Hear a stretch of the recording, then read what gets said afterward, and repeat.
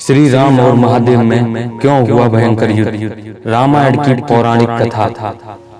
दोस्तों, रामायण में एक ऐसा भी वक्त आता है जब भगवान विष्णु के अवतार राम और स्वयं महादेव के बीच ना चाहते हुए भी भयंकर युद्ध होता है। आखिर क्यों होता है यह युद्ध और क्या निकलता है इसका परिणाम? जानने के लिए पढ़ते हैं यह पौराणिक कथा। जब श्री राम का सुमेघ यज्ञ चल रहा था, श्री राम के अनुज शत्रुघ्न के नेतृत्व में असंख्य वीरों की सेना सारे प्रदेश को विजयी करते हुए जा रही थी। जहां भी यज्ञ का अश्व जा रहा था, इस क्रम में कई राजाओं के द्वारा यज्ञ का घोड़ा पकड़ा गया, लेकिन अयोध्या की सेना के आगे उन्हें झुकना पड़ा।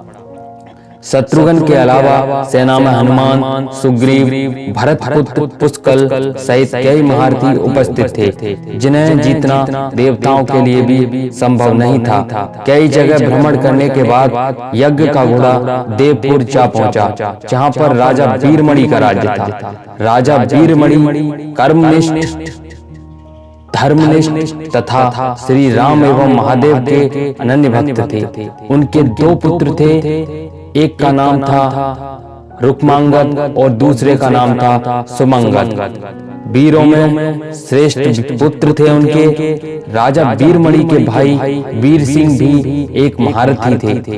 राजा वीरमणि ने भगवान रुद्र की तपस्या कर उन्हें प्रसन्न किया था और महादेव ने उन्हें उनकी और उनके पूरे राज्य की रक्षा का वरदान दिया था। महादेव के द्वारा रक्षित होने के कारण कोई भी उनके राज्य पर आक्रमण करने का साहस नहीं करता था। जब अश्व उनके राज्य में पहुंचा तो राजा वीरमणि के पुत्र रुक्मांगद ने उसे बंदी बना लिया और अयोध्या के साधारण सैनिकों से कहा, यज्ञ का घोड़ा उनके पास है, इसलिए वे जाकर शत्रुघ्न से कहें कि विधिवत युद्ध कर वो अपना अश्व छुड़ा लें। जब रुक्मांगद ने ये सूचना अपने पिता को दी तो वो बड़े चिंतित हुए और अपने पुत्र से कहा कि अनजाने में तुमने श्री राम के यज्ञ का घोड़ा पकड़ लिया है। श्री राम हमारे मित्र हैं और उनसे शत्रुता करने का कोई औचित्य नहीं है, इसलिए तुम यज्ञ का घोड़ा वापस लौटा दो। इस पर रुक्मांगद ने कहा कि हे पिताश्री, मैंने तो उन्हें युद्ध की चुनौती भी दे दी है, अतः अब उन्हें बिना युद्ध के अश्व लौटाना हमारा और उनका दोनों का अपमान होगा। अब तो जो हो गया उसे बदला नहीं जा सकता, इसलिए आप मुझे युद्ध की आज्ञा दें। पुत्र की बात सुनकर वीरमणि ने सेना तैयार करने की आज्ञा दे दी। राजा वीरमणि अपने भाई वीर सिंह और अपने दोनों पुत्र रुक्मांगद और सुमंगद के साथ विशाल सेना लेकर युद्ध क्षेत्र में आ गए। इधर जब शत्रुघ्न को सूचना मिली कि उनके यज्ञ का घोड़ा बंदी बना लिया गया है तो वे बहुत क्रोधित हुए एवं अपनी पूरी सेना के साथ युद्ध के लिए युद्ध क्षेत्र में आ गए। उन्होंने पूछा कि उनकी सेना में से अश्व को कौन छुड़ाएगा, तो भरत पुत्र पुष्कल ने कहा कि हे तातश्री, आप चिंता न करें, आपके आशीर्वाद और श्री राम के प्रताप से मैं आज ही उन सभी योद्धाओं को मारकर अश्व को मुक्त करवा लूंगा। वे दोनों इस प्रकार बात कर रहे थे कि पवन पुत्र हनुमान ने कहा कि राजा वीरमणि के राज्य पर आक्रमण करना स्वयं परमपिता ब्रह्मा के लिए भी कठिन है, क्योंकि यह नगरी महाकाल द्वारा रक्षित है। अतः उचित यही होगा कि पहले हमें बातचीत द्वारा राजा वीरमणि को समझाना चाहिए और अगर हम ना समझा पाए तो हमें श्री राम को सूचित करना चाहिए। राजा वीरमणि श्री राम का बहुत आदर करते हैं, इसलिए वे उनकी बात नहीं टाल पाएंगे। हनुमान जी की बात सुनकर शत्रुघ्न बोले, हमारे रहते अगर श्री राम को युद्ध भूमि में आना पड़े, ये हमारे लिए अत्यंत लज्जा की बात है। अब जो भी हो, हमें युद्ध तो करना ही पड़ेगा। यह सुनकर वह सेना सहित युद्ध भूमि में पहुंच गए। भयानक युद्ध छिड़ गया। भरत पुत्र पुष्कल सीधा जाकर राजा वीरमणि से भिड़ गया। दोनों अतुलनीय वीर थे। वे दोनों तरह तरह के शस्त्रों का प्रयोग करते हुए युद्ध करने लगे। हनुमान जी राजा वीरमणि के भाई महापराक्रमी वीर सिंह से युद्ध करने लगे। रुक्मांगद और सुमांगद ने शत्रुघ्न पर धावा बोल दिया। पुष्कल और वीरमणि में बड़ा घमासान युद्ध हुआ। अंत में पुष्कल ने वीरमणि पर 8 नाराज बाणों से वार किया। इस वार को राजा वीरमणि सह नहीं पाए और वे मूर्छित होकर अपने रथ पर गिर पड़े। वीर सिंह ने हनुमान जी पर कई अस्त्रों का प्रयोग किया पर उन्हें कोई हानि न पहुंचा सके। हनुमान ने एक विकट पेड़ से वीर सिंह पर वार किया। इससे वीर सिंह रक्त वनम करते हुए मूर्छित हो गए। उधर शत्रुघ्न और राजा वीरमणि के पुत्रों में भयंकर युद्ध चल रहा था। अंत में कोई चारा न देखकर शत्रुघ्न ने दोनों भाइयों पर नाग फांस में बांध लिया। अपनी विजय देखकर शत्रुघ्न की सेना सभी वीर सिंहनाद करने लगे। उधर राजा वीरमणि की मूर्छा दूर हुई तो उन्होंने देखा कि उनकी सेना हार की कगार पर है। यह देखकर उन्होंने भगवान महादेव का स्मरण किया। महादेव ने अपने भक्तों को मुसीबत में जानकर वीरभद्र के नेतृत्व में नंदी भृंगी सहित सारे गणों को युद्ध क्षेत्र में भेज दिया। महाकाल के सारे अनुचर उनकी जय जयकार करते हुए अयोध्या की सेना पर टूट पड़े। शत्रुघ्न हनुमान जी और बाकी योद्धाओं को लगा कि जैसे प्रलय आ गया हो। जब उन्होंने भयानक मुख वाले रुद्रावतार वीरभद्र नंदी भृंगी सहित महादेव की सेना देखी तो सारे सैनिक भय से कांप उठे। शत्रुघ्न ने हनुमान जी से कहा कि जिस वीरभद्र ने बात में दक्ष प्रजापति का मस्तक काट डाला था और जो तेज और समता में स्वयं महाकाल के समान है, उन्हें युद्ध में कैसे हराया जा सकता है। यह सुनकर पुष्कल ने कहा कि हे तात्श्री, आप दुखी ना हो।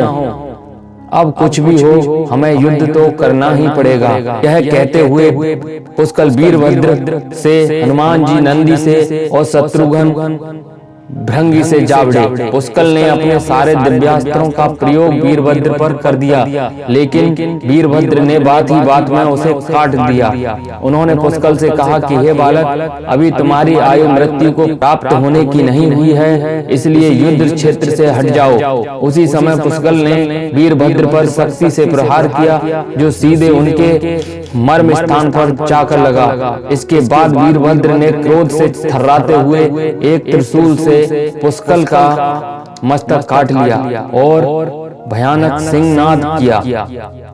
उधर भृंगी आदि गणों ने शत्रुघ्न पर भयानक आक्रमण कर दिया। अंत में भृंगी ने महादेव के दिए पास में शत्रुघ्न को बांध दिया। हनुमान जी अपनी पूरी शक्ति से नंदी से युद्ध कर रहे थे। उन दोनों ने ऐसा युद्ध किया जैसा पहले किसी ने नहीं किया था। दोनों श्री राम के भक्त थे और महादेव के तेज से उत्पन्न हुए थे।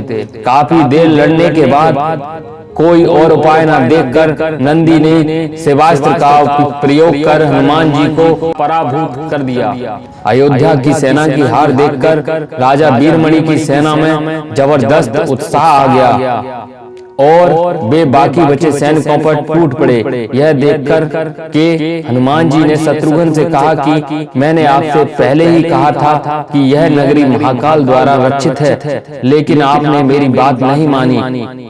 अब इस संकट में बचाव के लिए मात्र एक ही उपाय है कि हम सब श्री राम को याद करें। ऐसा सुनते ही सारे सैनिक शत्रुघ्न, पुष्कल एवं हनुमान जी सहित श्री राम को याद करने लगे। अपने भक्तों की पुकार सुनकर श्री राम तत्काल ही लक्ष्मण और भरत के साथ वहां आ गए। अपने प्रभु को आया देख सभी हर्षित हो गए एवं सबको यह विश्वास हो गया कि अब हमारी विजय निश्चित है। श्री राम के आने पर जैसे ही पूरी सेना में प्राण का संचार हो गया हो। श्री राम ने सबसे पहले शत्रुघ्न को मुक्त कराया, उधर लक्ष्मण जी ने हनुमान जी को मुक्त करा दिया। श्री राम, लक्ष्मण और भरत ने देखा कि पुष्कल मृत्यु को प्राप्त हो चुके हैं तो उन्हें बड़ा दुख हुआ। भरत तो शोक में मूर्छित हो गए। श्री राम ने क्रोध में आकर वीरभद्र से कहा, तुमने जिस प्रकार पुष्कल का वध किया है उसी प्रकार अब अपने जीवन का भी अंत समझो। ऐसा कहते हुए श्री राम ने सारी सेना के साथ शिवगणों पर धावा बोल दिया। जल्द ही उन्हें यह पता चल गया कि शिवगणों पर साधारण अस्त्र बेकार हैं, इसलिए उन्होंने महर्षि विश्वामित्र द्वारा प्रदान किए हुए दिव्यास्त्रों से वीरभद्र और नंदी सहित पूरी सेना को विदीर्ण कर दिया। श्री राम के प्रताप से पार न पाते हुए सारे गणों ने एक ही स्वर में महादेव का स्मरण करना शुरू कर दिया। जब महादेव ने देखा कि उनकी सेना बड़े कष्ट में है तो वे स्वयं युद्ध क्षेत्र में प्रकट हुए।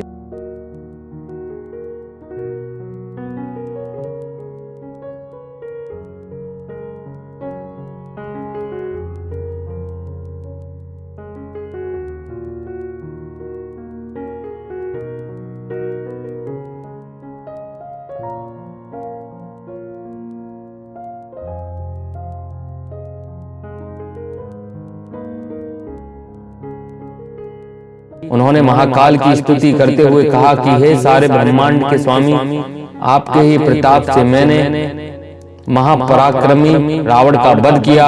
आप स्वयं ज्योतिर्लिंग में रामेश्वर में पधारे। हमारा जो भी बल है वो भी आपके आशीर्वाद के फल स्वरूप ही है। यह जो अश्वमेध यज्ञ मैंने किया है वो भी आपकी ही इच्छा से ही हो रहा है, इसलिए हम पर कृपा करें और इस युद्ध का अंत करें। यह सुनकर भगवान रुद्र बोले कि हे राम, आप स्वयं विष्णु के दूसरे रूप हैं। मेरी आपसे युद्ध करने की कोई इच्छा नहीं है, फिर भी मैंने अपने भक्त वीरमणि को उसकी रक्षा का वरदान दिया है, इसलिए मैं इस युद्ध से पीछे नहीं हट सकता। अतः सब संकोच छोड़कर आप युद्ध करें। श्री राम ने इसे महाकाल की आज्ञा मानकर युद्ध करना शुरू किया। दोनों में महान युद्ध छिड़ गया, जिसे देखने देवता लोग आकाश में स्थित हो गए।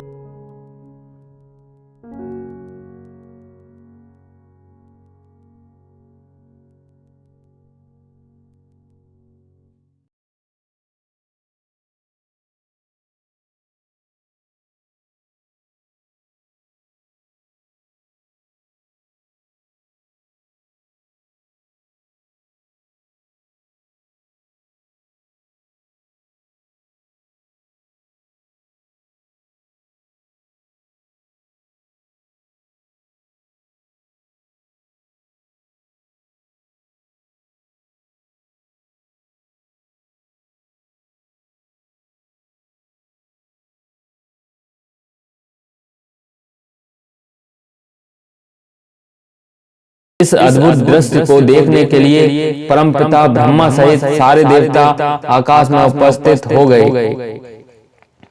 जब महाकाल ने युद्ध क्षेत्र में प्रवेश किया तो उनके तेज से श्री राम की सारी सेना मूर्छित हो गई। जब श्री राम ने देखा कि स्वयं महादेव रण क्षेत्र में आए हैं तो उन्होंने शस्त्र का त्याग कर भगवान रुद्र को दंडवत प्रणाम किया एवं उनकी स्तुति की।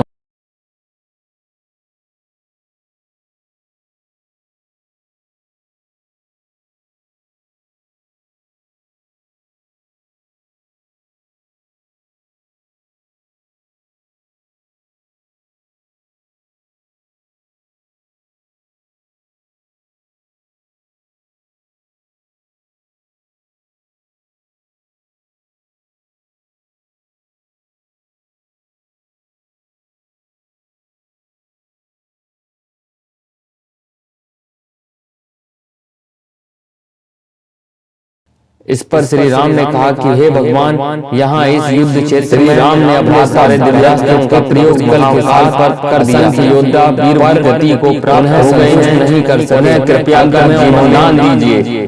महादेव ने मुस्कुराते हुए कहा किया तथा और भगवान से बोले मैं दोनों ओर से सारे योद्धाओं को जीवित यह वरदान दिया है। इसके बाद भगवान महादेव की आज्ञा से राजा वीरमणि ने यज्ञ का घोड़ा श्री राम को लौटा दिया और अपना राज्य इसलिए हे महादेव को सौंप कर वे की ही शत्रुघ्न के साथ चल दिए। मैं इस वीडियो अगर पसंद आया हो तो वीडियो को लाइक और हमारे चैनल को सब्सक्राइब करें। दिव्यास्त्र भगवान शिव पर चला दिया।